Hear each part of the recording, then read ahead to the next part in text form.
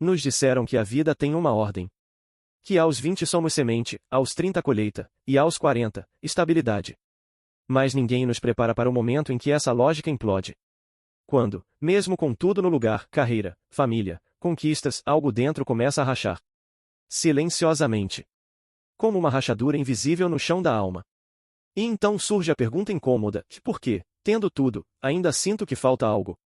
A juventude é embriagante. Corremos atrás de metas, vestimos personagens, sorrimos em festas, subimos degraus. Mas no fundo, dançamos conforme a música para sermos aceitos, reconhecidos, amados. Cada passo pensado, cada escolha medida. É como se estivéssemos ensaiando um papel, repetindo falas que não escrevemos. E, por um tempo, isso funciona. Até que um dia, não funciona mais. Carl Jung dizia que a vida começa aos 40 e que tudo antes disso é apenas preparação. A princípio, isso soa absurdo. Como assim? Tudo o que vivi até agora foi só o aquecimento. Mas aos poucos, essa ideia deixa de parecer exagerada e começa a fazer sentido. Porque é aos 40 que o tempo muda de tom. Ele deixa de ser promessa e vira espelho. Um espelho que não reflete aparência, mas essência. É nesse ponto que algo desperta. Uma inquietação que não se cala, um chamado que não vem de fora, mas de dentro. A alma começa a falar. E quando ela fala, não há como desouvir. Esta não é a história de uma crise. É a história de um retorno. O fim da ilusão de controle. O fim da performance. E o início de uma jornada mais verdadeira, mais profunda, mais viva. A vida real não começa quando tudo está sob controle. Ela começa quando temos coragem de perder as certezas e escutar o que sempre esteve em silêncio. Na primeira metade da vida, quase tudo gira em torno de construção. Construímos uma identidade, uma carreira, um nome, uma reputação. Somos moldados pelas vozes que nos cercam: pais, professores, sociedade, cultura. Aprendemos cedo o que é certo e o que é errado. O que é sucesso. O que é fracasso. E, sem perceber, começamos a montar uma estrutura sólida para caber nesse molde. O ego nasce aí, como um arquiteto zeloso que organiza cada parte de nós para garantir pertencimento. Vivemos em adaptação constante. Nos ajustamos às expectativas, vestimos as roupas certas, dizemos as coisas certas, acumulamos conquistas como troféus que, supostamente, validam quem somos. Aprendemos a sorrir mesmo sem vontade, a seguir mesmo sem saber por quê. Cada escolha, cada passo, parece obedecer a um roteiro invisível: e formar-se, casar, ter filhos, crescer na carreira, conquistar estabilidade. A vida se transforma numa lista de tarefas a serem cumpridas, e a felicidade, num destino sempre adiado. Mas há algo sutil e fundamental que vai se perdendo nesse processo. Ao mesmo tempo em que o ego se fortalece, o contato com o eu vai se enfraquecendo. A voz interior, aquela que sabia o que amava de verdade, vai sendo silenciada em nome da praticidade. Os sonhos que não cabem no plano realista são abandonados. As perguntas profundas são abafadas por compromissos. E, pouco a pouco, nos tornamos especialistas em sobreviver, mais amadores em viver. Essa fase é celebrada socialmente. Quem a cumpre é visto como bem-sucedido. Mas por dentro, muitos sentem algo estranho, como se estivessem interpretando um papel que não escreveram. A alma começa a se afastar, ainda que silenciosamente. A primeira metade da vida é o palco da adaptação. É o tempo em que nos esforçamos para sermos alguém para o mundo. Mas chega uma hora em que o mundo já não basta. E a alma começa a pedir mais. Não mais aplausos, mas verdade. Vivemos cercados por máscaras. Algumas tão bem feitas que esquecemos que as estamos usando. Chamam-se persona, a face que mostramos ao mundo, cuidadosamente construída para agradar, pertencer, ser aceitos. Desde cedo, aprendemos que é perigoso ser quem realmente somos. Então vestimos armaduras, e a do forte, a do bem-sucedido, a do inteligente, a do sempre disponível. E quanto mais usamos essas máscaras, mais esquecemos o rosto por trás delas. No começo, parece natural. A persona nos ajuda a funcionar em sociedade. Ela nos protege, organiza, dá sentido aos papéis que precisamos desempenhar: que profissional, pai ou mãe, amigo, parceiro, cidadão exemplar. Mas, aos poucos, ela deixa de ser uma roupa e se torna uma prisão. O que era proteção se transforma em limitação. Começamos a viver para manter a imagem, não para viver de verdade. Com o tempo, o abismo entre o que somos e o que mostramos cresce em silêncio. Sorrimos em fotos enquanto nos sentimos desmoronando por dentro. Cumprimos rotinas enquanto uma parte nossa grita por algo que nem sabemos nomear. O eu, essa essência profunda e autêntica, segue esperando pacientemente no fundo do poço da alma, enquanto seguimos encenando a vida na superfície. Essa desconexão cobra seu preço. Vem o cansaço sem causa aparente. A apatia diante do que antes empolgava. A sensação de estar em um teatro onde já não acreditamos no roteiro. E, mesmo assim, insistimos na performance. Por que desapegar da máscara assusta? Porque, sem ela, quem somos? A persona é uma adaptação, não uma mentira. Mas quando ela se torna tudo, perdemos o contato com o invisível em nós. Com aquilo que não precisa provar nada. Que apenas é. O mundo nos aplaude pela persona. Mas o eu, ele permanece em silêncio, aguardando o dia em que teremos coragem de tirá-la. E olhar no espelho, pela primeira vez, com os olhos nus. Tudo parecia seguir seu curso. A vida, por fora, mantinha a aparência de normalidade. Os compromissos eram cumpridos, as responsabilidades levadas a sério, os sorrisos ainda estavam lá. Mas, por dentro, algo começava a falhar. Não de forma dramática, pelo menos não no início. Era sutil, quase imperceptível. Um incômodo aqui, um desânimo ali. Uma sensação vaga de estar desconectado, como se a vida estivesse sendo vivida atrás de um vidro grosso. Foi assim que começou. Com um cansaço estranho, que não passava com descanso. Com uma irritação sem motivo, uma vontade de silêncio no meio do barulho cotidiano. As conversas pareciam vazias, as tarefas automáticas.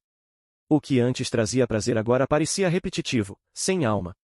E as perguntas começaram a surgir, e é só isso, vou viver assim até o fim, porque, mesmo com tudo, sinto esse vazio. Essa é a chegada da crise, mas não como desespero ou colapso imediato. É mais como um sopro. Um sussurro que atravessa o ruído da rotina. Um chamado que vem de dentro, delicado e insistente. A alma começa a se manifestar, não com gritos, mas com desconfortos. Ela não exige mudanças radicais, pelo menos não ainda. Ela apenas começa a tirar o brilho das coisas que antes encantavam. A vida perde o verniz. E é nesse desbotar que algo novo começa a querer nascer. Por fora, tudo ainda parece estar no lugar. Mas o chão começa a tremer. Há um estranhamento diante da própria história. Um olhar mais crítico sobre as escolhas feitas, sobre os caminhos tomados. Não como julgamento, mas como despertar. O tempo, que antes parecia aliado, agora se torna questionador. Quanto tempo me resta? O que realmente importa? Estou vivendo ou apenas representando? Essa fase não é o fim. É o prenúncio. É o alarme silencioso de que a alma está batendo à porta. E ela não pede sucesso, nem respostas prontas. Ela pede escuta. Pede pausa. Pede coragem para olhar para dentro, e reconhecer que algo precisa mudar. Que o que funcionou até aqui talvez não sirva mais para o caminho que está por vir. Porque a verdadeira jornada está apenas começando. Diante do desconforto, a primeira reação costuma ser resistência. Algo dentro de nós tenta manter tudo exatamente como era. Tentamos repetir fórmulas, forçar antigos prazeres, restaurar estruturas que já não se sustentam. É o impulso natural do ego, preservar o conhecido, evitar o abismo. A crise começa a mostrar suas garras, mas fingimos não ver. Seguimos em frente, como se nada estivesse acontecendo. Porque mudar assusta. E repetir, mesmo que sem sentido, dá a falsa sensação de segurança. Tentamos reanimar a antiga vida. Viajamos, compramos coisas, mergulhamos no trabalho. Procuramos distrações. Alguns retornam a antigos relacionamentos, hábitos ou sonhos já desbotados. A mente diz, e se eu conseguir voltar ao que era antes, tudo ficará bem. Mas a alma sabe, não há volta.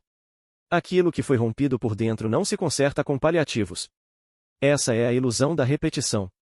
A ideia de que podemos empurrar a segunda metade da vida com os mesmos códigos da primeira. Que basta insistir mais um pouco, melhorar a performance, ajustar os planos. Mas a alma não quer ajustes. Ela quer renascimento. E o que nos trouxe até aqui já não é suficiente para o que virá depois. É nesse ponto que muitos adoecem, não apenas no corpo, mas na alma. A insistência em manter o velho ritmo, os velhos papéis, as mesmas máscaras, começa a corroer por dentro. A energia vital diminui. Os olhos perdem o brilho. A vida vai se tornando pesada, arrastada, sem sabor. Não porque falta algo externo, mas porque falta a verdade interna. Repetir o conhecido é confortável, mas também é estéril. Esgota. Enfraquece. A alma não se alimenta de padrões, ela se alimenta de sentido. E, quando não encontra, começa a gritar. Não com palavras, mas com sintomas, angústia, insônia, impaciência, apatia. É o início de uma ruptura. A segunda metade da vida exige outra linguagem. Outros caminhos. Ela não é uma continuação linear. É uma travessia. E quem tenta atravessá-la com os mapas antigos, se perde.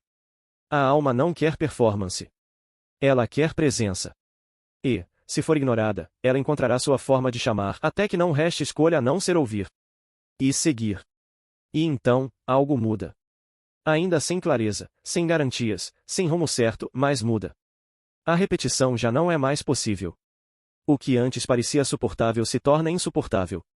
A alma, antes abafada, agora começa a sussurrar mais alto. E o sussurro se transforma em chamado. É nesse ponto que surge o convite à travessia. Um convite silencioso, interior, que não vem de fora. Ninguém o entrega em mãos. Ele nasce de uma inquietação profunda, de uma saudade inexplicável de si mesmo. Carl Jung chamou esse processo de individuação, o caminho pelo qual o ser humano deixa de ser apenas aquilo que o mundo esperava e começa a se tornar quem realmente é. Não é um caminho de respostas, mas de perguntas. Perguntas que abrem fendas na armadura. Quem sou eu sem meus títulos? O que me move de verdade? Quais partes de mim eu deixei para trás para caber no mundo? A jornada interior começa nesse terreno fértil da dúvida. E não há atalhos. É preciso atravessar zonas de sombra, enfrentar verdades esquecidas, escutar vozes interiores há muito silenciadas. A antiga identidade começa a desbotar, mas a nova ainda não tem forma. É o território do entre. Nem lá, nem cá. Uma travessia que pede paciência, humildade e coragem. Nesse estágio, muitos se sentem perdidos e, paradoxalmente, esse é um bom sinal. Estar perdido é sinal de que já não se vive no piloto automático. É sinal de que a alma está se movendo. As velhas certezas começam a ruir, mas em seu lugar surgem questionamentos mais autênticos. Não há mais como ignorar o chamado. A individuação não é um luxo espiritual. É uma necessidade da alma. Um retorno ao centro. Um caminho de volta para casa, não a casa de tijolos, mas a casa interior, onde mora o eu. A travessia está em curso. E, uma vez iniciada, já não há como voltar. Chega um momento em que não é mais possível sustentar a estrutura antiga. Aquilo que parecia sólido, carreira, relacionamentos, certezas, crenças, começa a desmoronar. E o colapso não é um evento único, espetacular, como um trovão que parte o céu ao meio. Às vezes, ele é silencioso, quase invisível aos olhos do mundo. Mas por dentro, algo essencial racha. O que antes fazia sentido já não move. O que antes sustentava, agora oprime. O ego, cansado de manter o personagem, começa a ceder. É nesse ponto que o colapso simbólico se instala. Não como destruição total, mas como um esvaziamento necessário. O chão se abre sob os pés, não para castigar, mas para abrir espaço. As máscaras caem, os papéis se esgotam, as conquistas perdem o brilho. Não importa o quanto se tente manter a pose, e por dentro, há um grito abafado. O corpo pode adoecer, as emoções se desregular, o sono desaparecer. Não é loucura. É a alma pedindo passagem. A desidentificação começa aí, quando você olha para a sua vida e já não se reconhece nela. Quando os aplausos já não dizem nada. Quando os compromissos parecem vazios. Há um desejo profundo de parar, de silenciar, de deixar cair tudo que é excesso. Mas ao mesmo tempo, um medo imenso, se eu deixar de ser quem sempre fui, o que sobra? É nessa tensão entre ruína e nascimento que o eu começa a se aproximar. A parte mais profunda e autêntica do ser pede espaço. Mas para que ela floresça, o ego precisa ceder. Não desaparecer, mas ocupar seu lugar correto. Ele deixa de ser o centro, para se tornar um instrumento. O colapso simbólico é doloroso, mas também sagrado. É o momento em que a vida nos força a abandonar a ilusão de controle. É a queda necessária para que algo verdadeiro possa nascer. Porque antes de renascer, é preciso morrer para o que não somos mais. Quando tudo desmorona por dentro, o que resta é o silêncio. Não o silêncio da desistência, mas o silêncio fértil do recomeço. É ali, no espaço entre o que morreu e o que ainda não nasceu, que a escuta sagrada começa. Não se trata mais de ouvir conselhos externos, de seguir fórmulas ou de buscar respostas prontas. É uma escuta mais profunda, que vem do ventre da alma. Uma escuta que exige coragem para pausar, coragem para sentir, coragem para não saber. Nesse momento, os ruídos do mundo perdem importância. Aquilo que antes preenchia as metas, os compromissos, os papéis, agora soa distante. E, nesse vazio, começam a emergir memórias esquecidas, desejos abafados, dores engavetadas. Vozes internas há muito silenciadas finalmente encontram espaço para se manifestar. O coração sussurra o que o ego nunca quis escutar e aquilo que foi negado, adiado, escondido. E o mais curioso é que, ao invés de destruição, essa escuta traz alívio. Há uma sabedoria nas emoções que evitamos. A tristeza não é inimiga, é guia. A raiva contém potência. A saudade aponta direções perdidas. Escutar essas vozes sem julgamento é permitir que o eu fale, não em palavras, mas em sensações, imagens, intuições. É como se a alma, depois de anos trancada num quarto escuro, abrisse a janela e dissesse, e eu ainda estou aqui. Nunca fui embora. Mas essa escuta não é confortável. Muitas vezes, ela exige luto. Luto por quem você foi, pelos sonhos que não se realizaram, pelas versões de si que precisam ser deixadas para trás. É o momento de aceitar o que precisa morrer, não como derrota, mas como libertação. Escutar a alma é um ato radical. É se permitir sentir sem se apressar para consertar. É honrar o silêncio como parte do processo. Porque só quando aprendemos a escutar de verdade, começamos a lembrar quem realmente somos. Desaprender pode ser mais difícil do que aprender. Porque enquanto o aprendizado constrói, o desaprendizado exige demolição.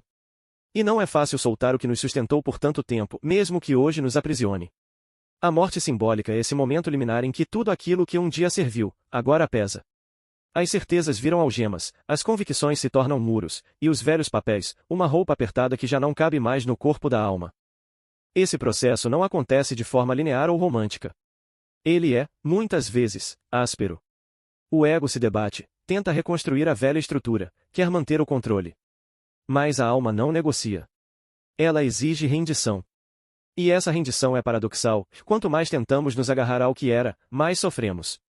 Mas quando, enfim, soltamos, algo dentro de nós respira. A nudez simbólica é esse estado de inteireza crua, sem armaduras. É quando não há mais o que provar, nem para quem representar. Você simplesmente é. Com suas sombras, suas contradições, suas imperfeições. E é exatamente aí que começa a liberdade, não a liberdade de fazer o que quiser, mas a de ser quem se é. A morte simbólica não é o fim. É a travessia. É o espaço entre a velha narrativa e a nova história. É o ventre escuro onde a semente da autenticidade começa a germinar. Porque às vezes, para viver de verdade, é preciso ter a coragem de morrer por dentro primeiro. Depois da noite escura da alma, vem um alvorecer diferente. Não um espetáculo de luzes, mas uma claridade suave, serena, que nasce por dentro. É quando a reconstrução interior começa.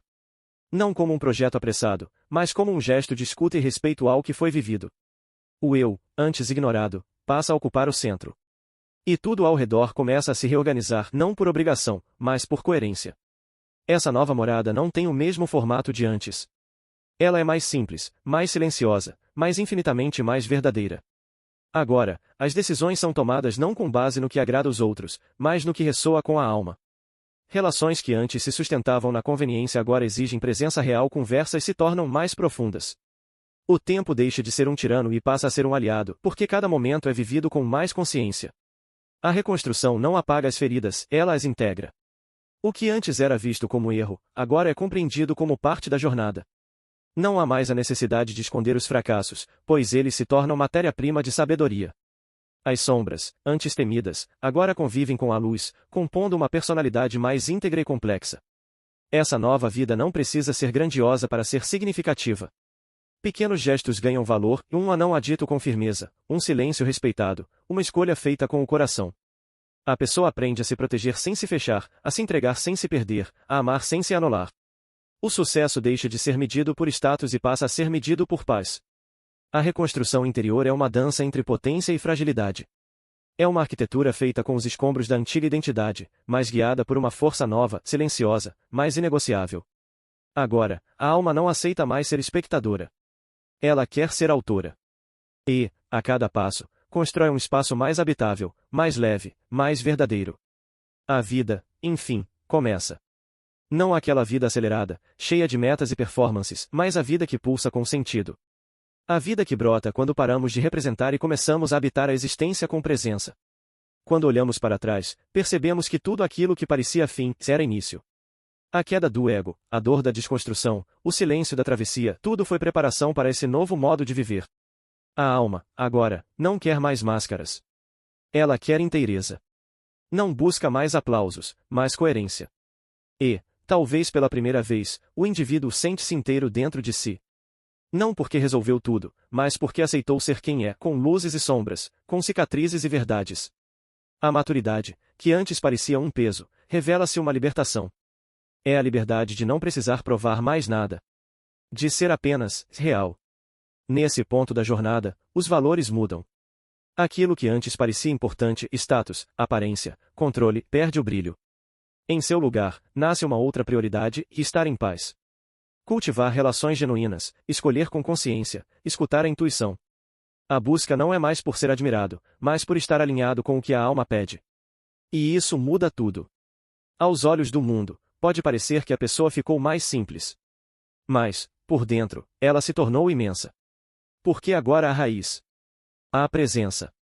Há verdade. Cada escolha é mais leve, não por ser fácil, mas por ser autêntica. E cada dia, mesmo com desafios, é vivido com mais gratidão. O fim da jornada não é um ponto final. É um novo começo, mais silencioso, mais profundo. Não há promessas de felicidade eterna, mas há um caminho. Um caminho que se trilha com coragem, com escuta e com alma. Porque a vida verdadeira só começa quando paramos de fugir de nós mesmos. E finalmente, voltamos para casa. Se você chegou até aqui, não foi por acaso. Talvez algo dentro de você esteja despertando. Talvez sua alma esteja sussurrando, pedindo passagem. Talvez este vídeo tenha sido mais do que conteúdo. Talvez tenha sido um espelho. Um portal. Um chamado. E se foi, então escute. Porque esse canal não é apenas sobre vídeos. É sobre jornada. É sobre coragem. É sobre lembrar quem você é, quando o mundo te pede para esquecer. Então, se algo em você vibrou. Se essa travessia te tocou. Se esse caminho ecoa com algo que você sente, mas ainda não sabe nomear. Inscreva-se. Não para acumular mais informação, mas para caminhar com consciência. Curta o vídeo, não só com o dedo, mas com o coração. Cada clique é um passo. Cada inscrição é um assim à sua própria jornada. E cada vez que você volta aqui, é sua alma dizendo, continue. Porque esse canal é mais do que palavras. É um espaço sagrado, onde o ego se cala. E o eu, finalmente pode falar. Então, venha. Curta. Inscreva-se. Mas, acima de tudo, desperte.